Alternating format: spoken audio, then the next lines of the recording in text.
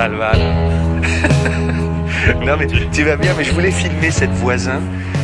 Tu me tombes tu es là, donc j'en profite, mais c'est la base du design, cette voiture, non? Il y a tout. C'est presque une architecture, une sculpture, c'est sublime. Et c'est tellement avant-gardiste, tellement moderne, je l'admire vraiment. Et tout comme celle qui est à gauche, là, celle de course. Celle de course qui est sublime.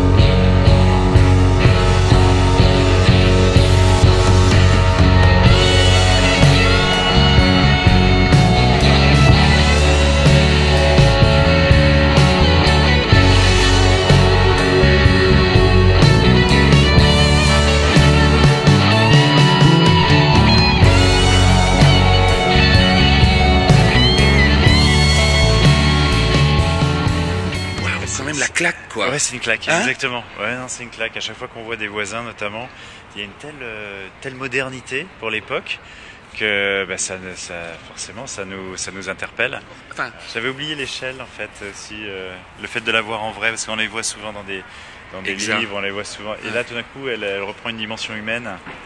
Elle n'est pas si grande, en fait. Non, elle est pas si large.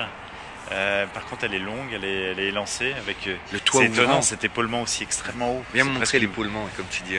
C'est la hauteur là du nerf, finalement du muscle qui fait toute la tension entre l'avant et l'arrière. C'est vraiment un coup de crayon. C'est presque une voiture de gangster avec des toutes petites vitres et des. J'aimerais bien voir quelqu'un assis dedans, voir où est sa tête. On peut pas ouvrir la porte. T'as vu la poignée? Et on doit aussi voir ce capot. En plus, il y a le témoin de température. Ah ouais. Juste derrière, je ferai les gros plans après. Là. Mais tu dirais qu'un designer doit étudier ça ou un type qui veut commencer? Ah oui. C'est un peu c'est classique, comme dit Garfeld, il faut faire ses gammes. Je savais pas. J'adore, il dit toujours, même si vous êtes grand talentueux, il faut savoir son solfège, il faut faire ses gammes. Oui, tout à fait. Même quand vous travaillez dans une marque comme moi aujourd'hui chez Citroën, c'est important que les jeunes designers comprennent aussi d'où on vient, pourquoi Citroën a telle ou telle valeur. C'est essentiel, parce que si on veut construire une gamme cohérente, si on veut être cohérent aussi avec notre histoire, et si on veut avoir une image forte, il faut quelque part s'inspirer quand même de ce qu'a fait notre histoire. Il faut que cet héritage nous serve à construire les années futures. Non, c'est extrêmement important. Et puis à cette époque-là, il y avait une telle liberté. Il y avait le côté œuvre d'art comme ça. Le art déco. Ouais. On parle du streamliner aussi, je crois. Exactement. Ouais, c'est la roue arrière carrossée, puis des détails qui sont vraiment de cette époque-là, qui sont. C'est sublime. C'est un magnifique témoignage.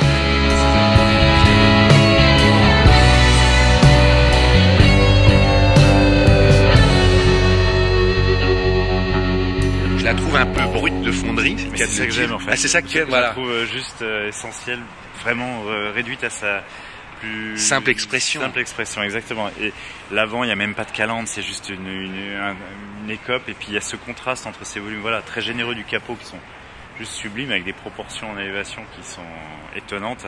Et puis le côté très brutal de l'avant et de l'arrière qui sont comme taillés dans du bois.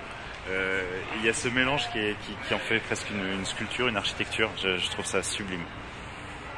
Tu ressens que c'est une voisin, enfin je suis incapable. Ouais. Oui. En quoi ce fameux contraste entre cette rondeur et cette tension qu'il peut y avoir dans des parties très mécaniques, la partie avant, la partie arrière, et qu'on retrouve ici sur la forme du pavillon.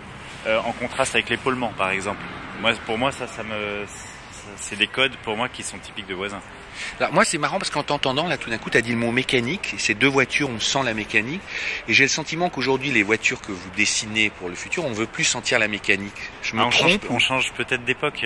Bah oui c'est un petit peu ouais mais est-ce que c'est volontaire ce côté de lycée presque c'est quand même par rapport à Bugatti, il y a quand même une recherche de compacité du bloc avant, ça peut paraître sensible hein, parce que la voiture elle a quand même un très très long capot mais elle est quand même très carrossée c'est en cela pour moi qu'elle est extrêmement contemporaine mais c'est vrai qu'aujourd'hui on est dans une époque où on va probablement vendre autre chose, on parle de conduite autonome, on parle de véhicules électriques, donc il y a plus réellement la nécessité de manipuler les mêmes proportions, la même extravagance dans les styles.